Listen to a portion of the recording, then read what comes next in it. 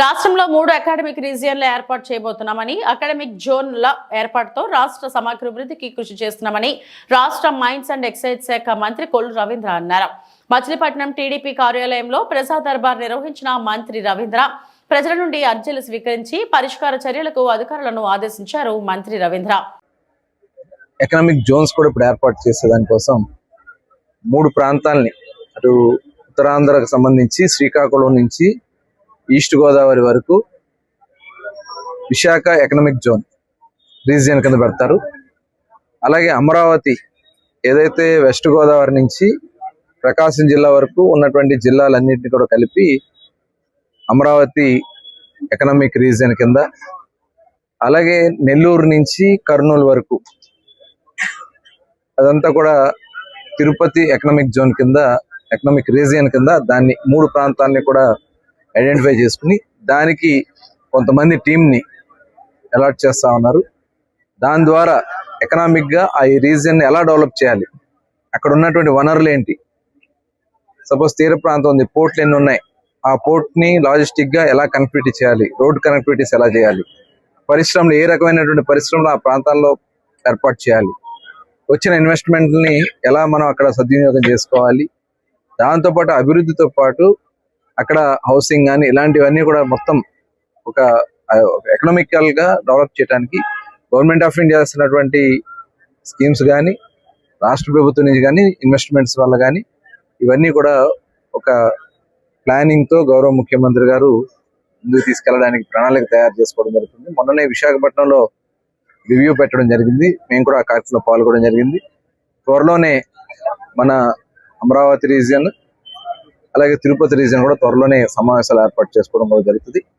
మరి దానిలో భాగంగా మనం చూసాం, ఇన్వెస్ట్మెంట్ మీట్లో మచిలీపట్నం నుంచి 2 టూరిజం ప్రాజెక్టులకి ముందుకు వచ్చారు.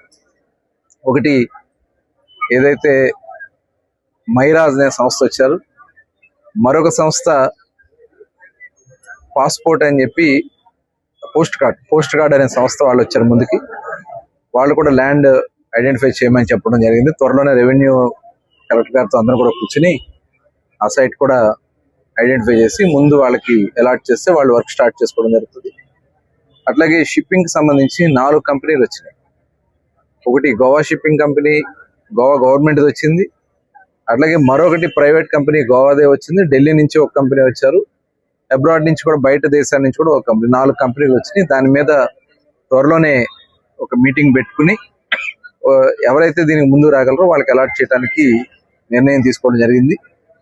అట్లాగే సాల్ట్ ఫ్యాక్టరీని కూడా త్వరలోనే ముందుకు తీసుకెళ్తూ, ఒక సాల్టే కాదు, సాల్ట్కి యాన్సిలరీగా చేపట్టబోయే కార్యక్రమాల మీద కూడా మరి నిన్న కూడా డిస్కస్ చేస్తాం.